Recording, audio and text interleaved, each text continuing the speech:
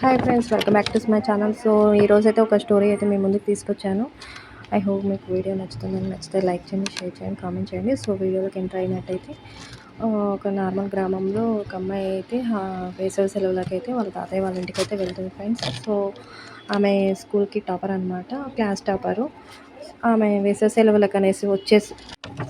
సెలవులకైతే వాళ్ళ తాతయ్య వాళ్ళ ఇంటికి అయితే వస్తుంది. సో అలాగనే పరధ్యానంలో లేజీ లాగా తయారయ్యేసి రోజు మార్నింగ్ లేచినప్పటి నుంచి ఫోన్లోనే లీనమైపోతుంది. సో ఫోన్లో స్క్రోల్ చేస్తూ అలానే మార్నింగ్, ఆఫ్టర్నూన్, ఈవినింగ్ అవి తెలియకుండా ఆమె ఒక లేజీ లాగా తయారవుతుంది.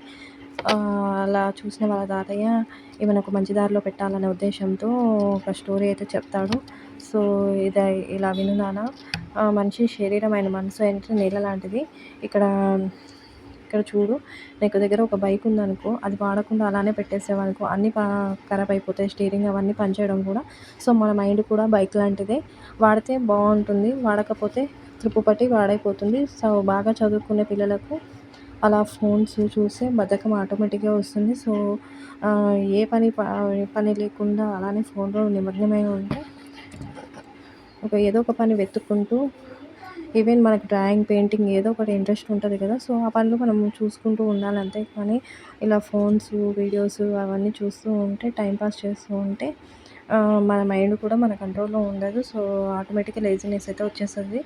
సో బోర్ కొడుతుంది అంటే ఎలా, నీ మెదడుకైతే ఏదో ఒక పని చెప్పాలి కదా అనేసి వాళ్ళ తాతయ్య అంటాడనమాట.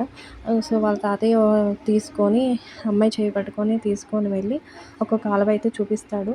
సో నీకు ఒక మంచి కాలువ అండ్ తృప్ నాచు ఉన్న దాంట్లో ఏది నచ్చింది అంటే, నాకు పారే నది లాంటిదే నచ్చింది అంటాడు. సో మన మైండ్ కూడా అలాంటిదే కదమ్మా, పారే నది లాంటిదే కదా. సో నువ్వు వాడితేనేమో మంచిగా ఉంటుంది పారే నదిలాగా, నువ్వు వాడకుండా ఉంటే నాచులాగా ఉంటుంది. సో ఏదైనా డెసిషన్ నీ దగ్గరే ఉంటుంది. నీ మైండ్ నీ కంట్రోల్లో ఉండాలంటే నువ్వు నీ నచ్చిన పని చేసుకో, అంతేగాని ఇలా ఫోన్లో టైంపాస్ చేసుకుంటూ ఉండకు. సో అని వాళ్ళ తాతయ్య చెప్తారు. వేసవి సెలవులకు ఊరు వెళ్ళిన ఆ అమ్మాయికి అయితే ఒక మంచి స్టోరీ అయితే, ఒక మోరల్ స్టోరీ అయితే తెలుస్తుంది ఫ్రెండ్స్. సో ఐ హోప్ మీకు వీడియో నచ్చితే లైక్ చేయండి, షేర్ చేయండి, కామెంట్ చేయండి. దీంట్లో మీకు మోరల్ ఏం తెలిసిందో నా కామెంట్లో తెలియజేయండి.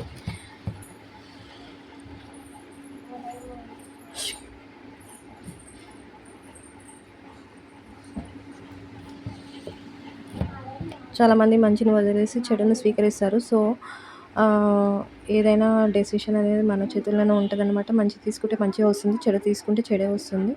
సో ఈ వీడియో చూసాక మీకే క్లియర్గా అర్థమవుతుంది. వీడియో ఎండ్ వరకు అయితే చూడండి. ఒక మంచి పారే నదిలాగా ఉండాలనుకుంటారా, ఒక చెత్త నాచులాగా ఉండాలనుకునేది డెసిషన్ మన చేతుల్లోనే ఉంది. Okay, thank you.